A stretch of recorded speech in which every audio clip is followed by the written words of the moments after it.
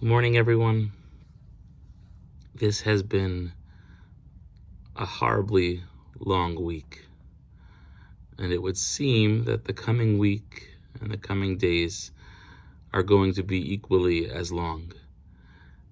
And all I want to do for this morning is share one brief insight related to the parsha that we will, God willing, be reading tomorrow morning. The Torah, of course, very famously opens up Bereshis bara Elokim es hashamayim v'ha'aretz, that Hashem created the world. And Rashi says, the very first Rashi in the Torah, Amar Rabbi Yitzchak, Lo hayat tzarech lahatchil at Torah ela me'achodesh hazalachem. Very famous question. The Torah should have begun from the middle of the book of Shemot, because the Torah is not a history book. The Torah is here to imbue very clear and sincere lessons to each and every one of us, halachot as they were. It is more a law book than it is a history book, if anything. So why does the Torah begin from Hashem creating the world? Shehi mitzvah rishona shenitztavu b'al Yisrael. It makes sense to begin from Hachodesh Hazalachem, because that is the very first commandment that the Jewish people received, to sanctify the new months. Uma ta'am petach b'Bereshis. But why does the Torah begin with Bereshis? Mishum koach ma'asav higid le'amo latet lahem nachalat goyim. Because the Torah wants to convey the power of HaKadosh Baruch Hu, that He is the one who controls the world. Shem yomru umot ha'olam liYisrael, because maybe the other nations of the world will say to the Jewish people, Listim atem, you're robbers. Shekibashtem artzot sheva goyim. Maybe the rest of the world will tell the Jewish people, you don't belong in the land of Israel. You stole it from other nations. Heim omrim lahem, kol ha'aretz shel HaKadosh Baruch Hu. But we can tell the other nations that the whole world belongs to Hashem. Hu barav v'natna la'asher yashar beinav.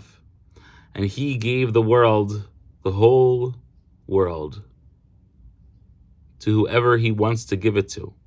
And He gives the lands to whichever nations He wants to give it to. B'rtzono natna lehem, u'b'rtzono natla mehem, v'natna lanu. That Hashem gave it to other nations at first, but then He gave it to us. And His giving the land to us was an eternal gift. And because Hashem created the world, because Hashem runs the world, He gets to decide who gets the land. It's unbelievable that this is the opening Rashi in the parsha that we read this week, one of the longest weeks that we've all experienced together. But it also reminds us of something else, something that one can easily forget as they scroll through their Facebook feeds, they look at the news headlines, they receive the calls, text messages, emails from friends and other people around the world. We forget every day. At least I do. Maybe I'm speaking for myself, but I imagine that this will resonate with others. We forget that Hashem runs the world.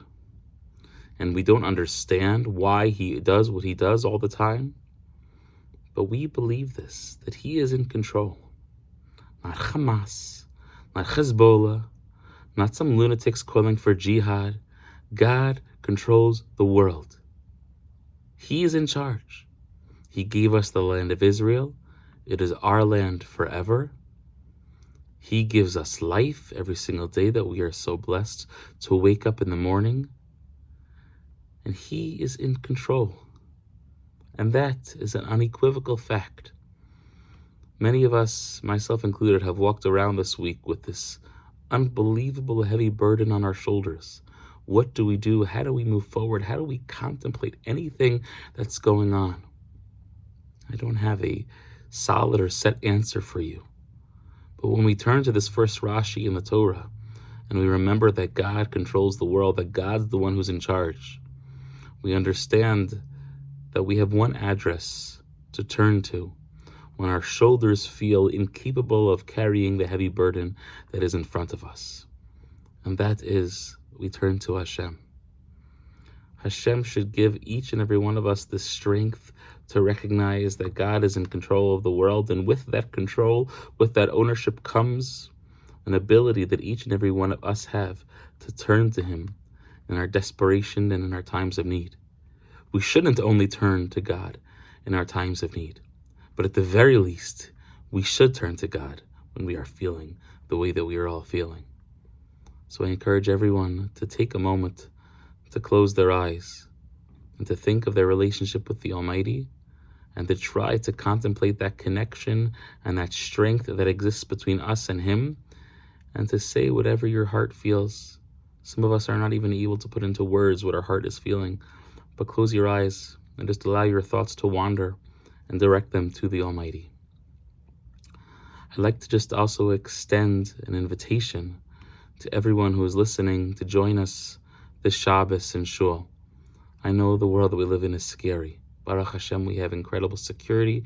We have amazing teams and a police department here who are taking care of each and every shul. Please show up in Shul this Shabbos. If there is one power that we have as a Jewish nation, it is to come together when we need to. And it's hard to come together when we're each in our own separate homes. Please come to Shul this Shabbos. Be a part of the minyan. Be a part of our community. And God willing, through our communal united prayers, Hashem will hear all of our tefillot and end these tzarot, these terrible times, very soon. I wish everyone a comfortable, beautiful, restful day and an uplifting and meaningful Shabbos.